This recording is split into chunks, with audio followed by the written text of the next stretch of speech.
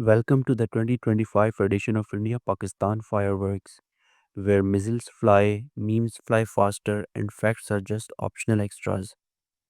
Buckle up for a roller coaster of strikes, sarcasm, and war, because apparently peace is so last season. This is 11th May 2025, and you're watching Chaos Report. On April 22nd, a deadly attack on tourists in Pahalgam, Kashmir left 26 civilians dead.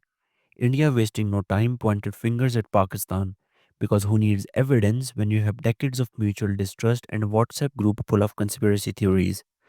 Pakistan naturally denied any involvement and called for an independent investigation, but India's response was more fire and fury than let's talk it over chai. Fast forward to May 7, India launched a series of missile strikes into Pakistan and Pakistan administered Kashmir, hitting at least 6 cities and reportedly killing 31 people, including 2 children. India claimed it was only targeting terrorist infrastructure, but Pakistan said, nice aim, but you hit civilians. In retaliation, Pakistan allegedly sent drones and munitions across the border, which India says it repulsed with befitting replies. Basically, both sides were playing a deadly game of who started it, while the rest of the world watched like it was a cricket final. If you thought the missiles were flying fast, wait till you see the memes and misinformation. Because in 2025, the real battlefield is the internet. Pakistan claims to have shot down 5 Indian jets, including 3 of the much hyped French made Rafales. Prime Minister Sharif even told parliament that Pakistani missiles did the job, and some international sources, including a senior French intelligence official and US defense sources, did confirm at least one Rafale was downed. But Indian officials, they are keeping it mysterious. No confirmation, no denial, just we'll share official information at the right time. Maybe they are busy editing the Wikipedia page. Who knows? So, did those Rafales really fall from the sky? Maybe they did. Maybe they didn't.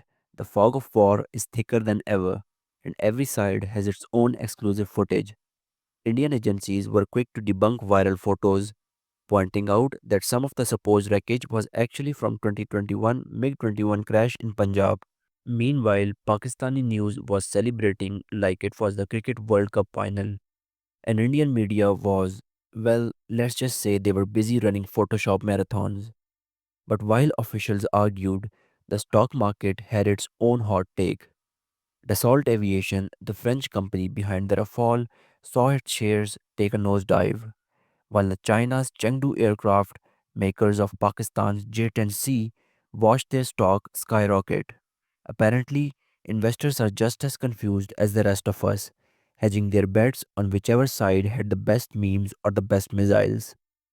And speaking of memes, the real action was on Pakistani social media. Forget doom scrolling.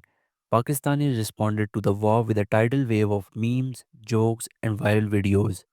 From self deprecating humor about having to memorize a new Pak studies chapter if the war escalates, to poking fun at water shortages and PTA taxes, to imagining Virat Kohli being drafted into Pakistani cricket team, nothing was off limits.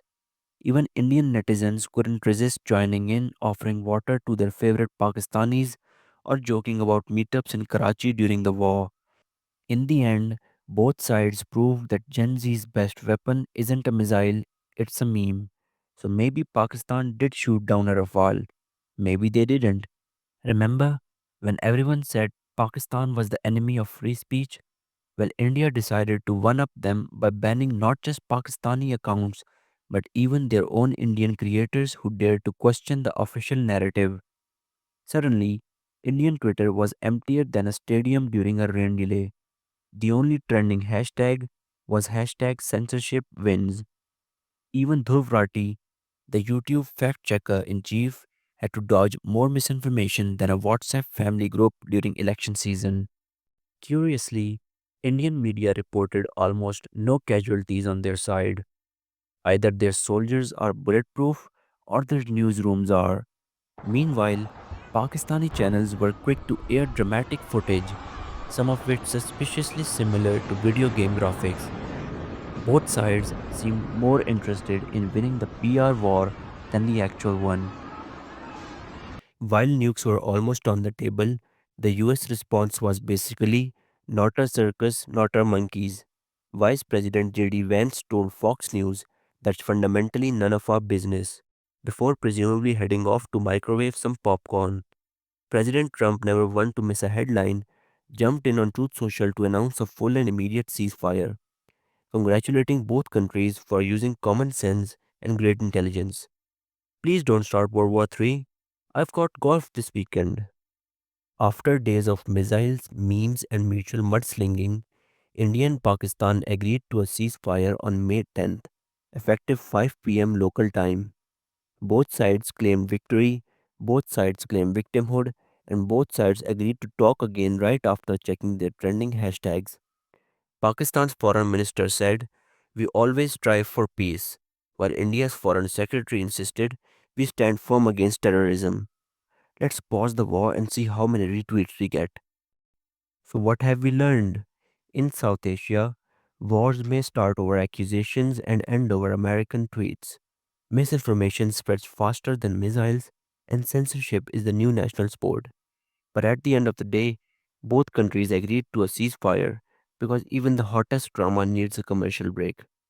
Don't forget to like, subscribe, and share unless you are in India, in which case, good luck finding this video.